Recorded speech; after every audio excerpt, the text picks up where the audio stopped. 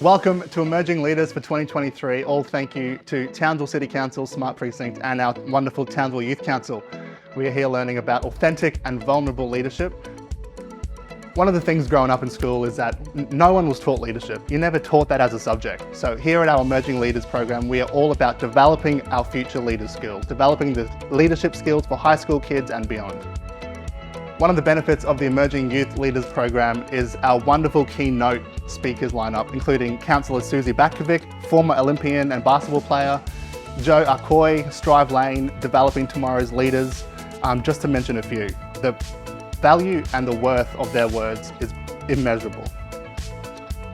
This is a fantastic program. You learn quite a lot. There's so many great speakers and people to talk to, and you get to make new connections with people, and it's just overall a great experience.